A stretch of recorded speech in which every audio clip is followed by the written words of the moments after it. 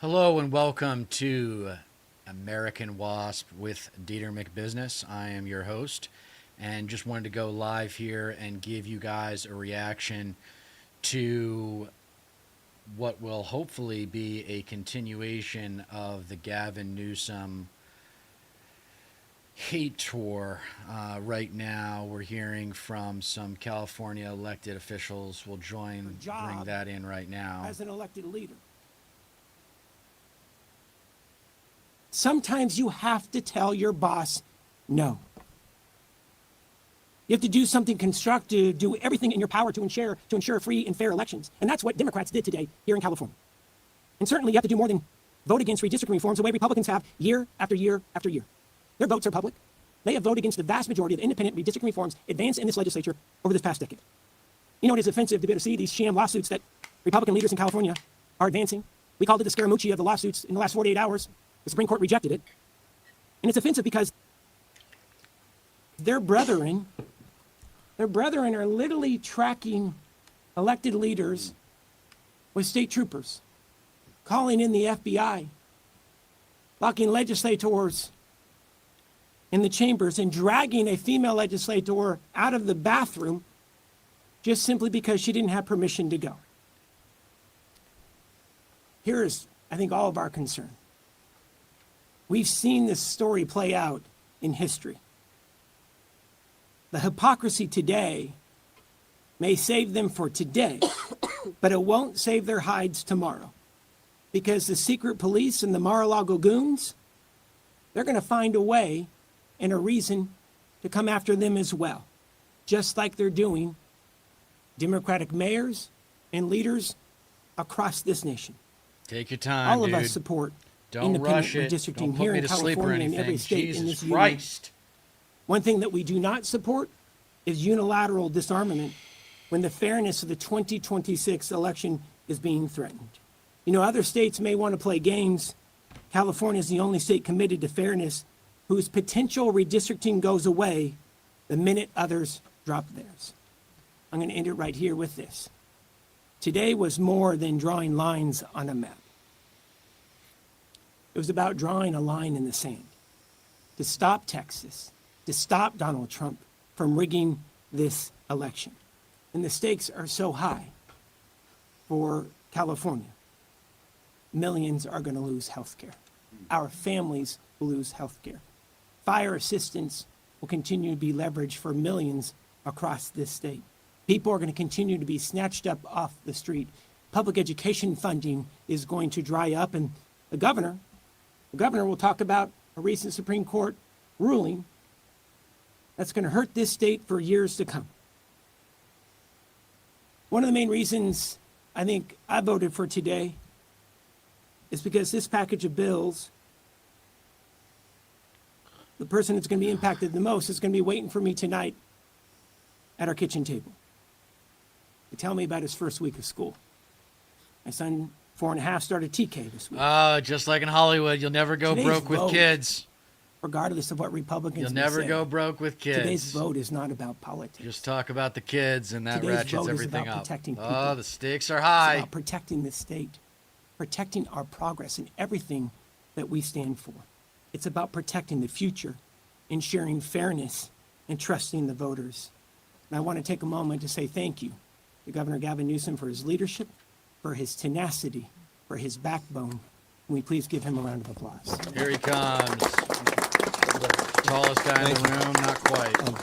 Thank you, Mr. Pro Tem. Thank you, Mr. Speaker. To all of the leaders that are assembled here today, thank you for an outstanding job. Thank you for your faith and devotion to this larger cause, democracy that I think should unite all of us, regardless of our political party and political stripes. Let me just briefly reinforce, because I'm eager to sign a bill that no other governor in U.S. history has ever signed, a bill that will put the maps in front of the voters. We will be the first state in U.S. history to, in the most democratic way, submit to the people of our state the ability to determine their own maps. That simply has not been done. But I want to first just briefly back up and pick up a little bit on what the Speaker and the Pro Tem said, and just remind everybody what they reminded you that need to be reminded, all of us again, of how we got here. We got here because the President of the United States is struggling. We got here because the President of the United States is one of the most unpopular presidents in U.S. history. We got here because he recognizes that he will lose the election. Congress will go back into the hands of the Democratic Party next November.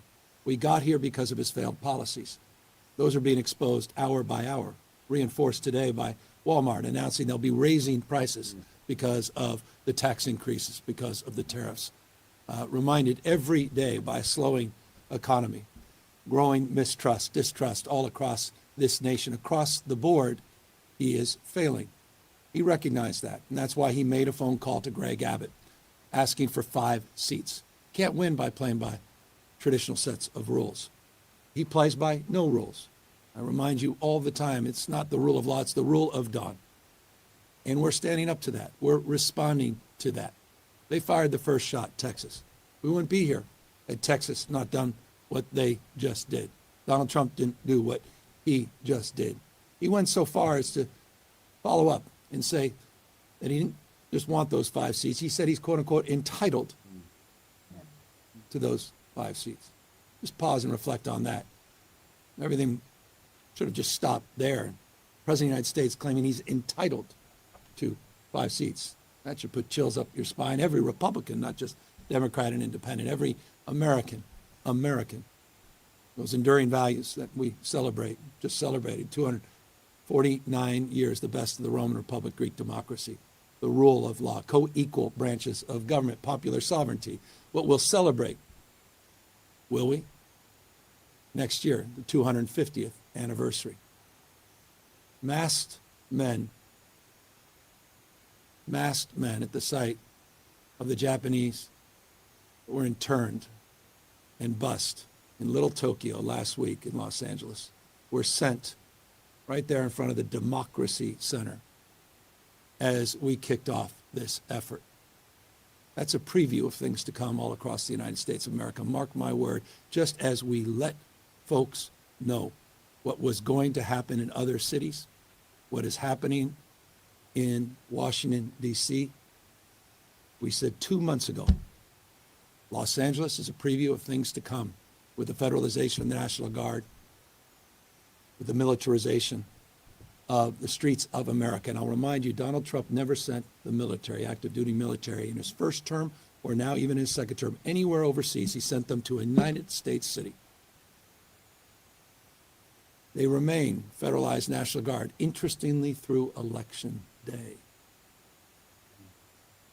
$175 billion in the bill that was just signed to reinforce the ranks of ICE, Homeland Security, for what is increasingly becoming self-evident to anyone with eyes wide open and any level of objectivity, a private army for Donald Trump,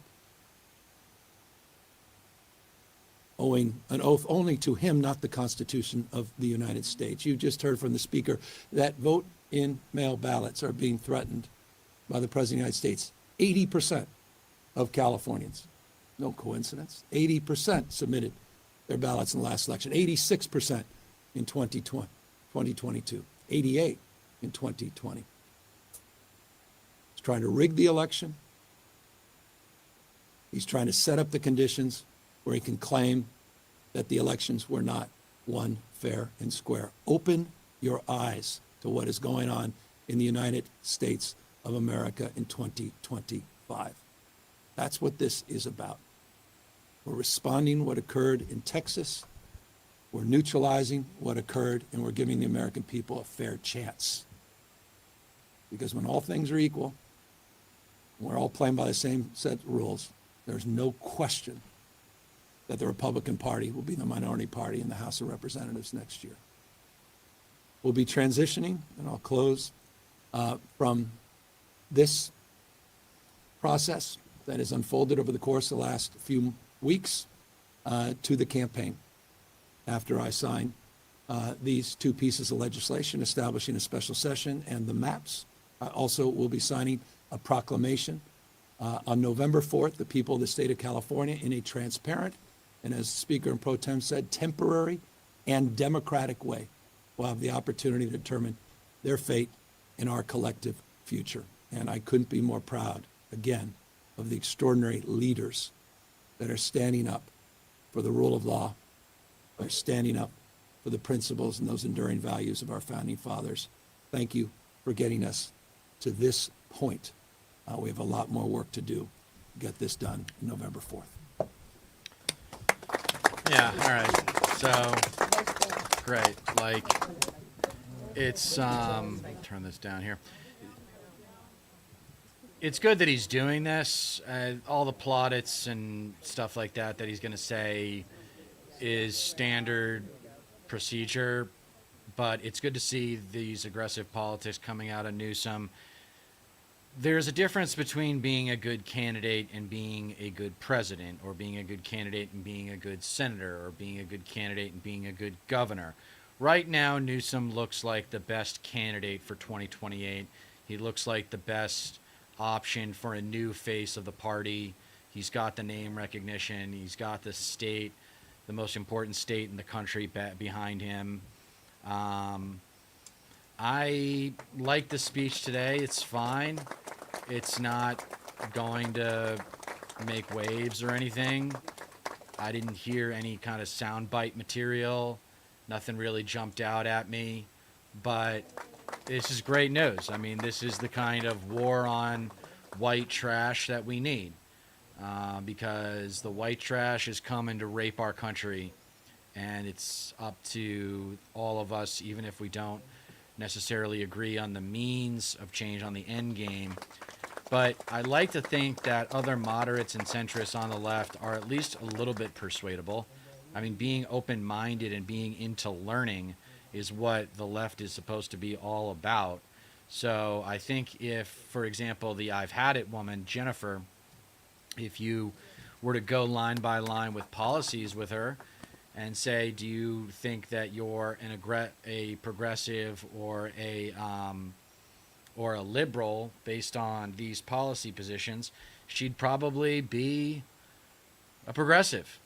So I'm optimistic, or I don't know if I'm optimistic, but I'm hopeful about the progressive left. And it's good to see that the establishment left, at least someone like Newsom, is stepping up. And this is another reason why governors are so great to have on your team, because their response, as long as their state loves them, then they're in good shape. With that said, Newsom's a pretty controversial figure in California. The California progressives are pretty disappointed with him. He is not a progressive guy. He is not, just so everyone knows.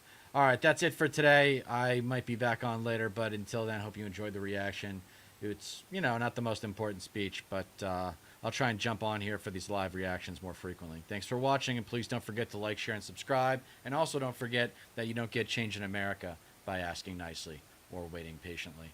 Keep watching to find out why. Watch my essays. Get your friends to watch my essays, because that's the work about which I am most proud. Thank you very much. Have a great day.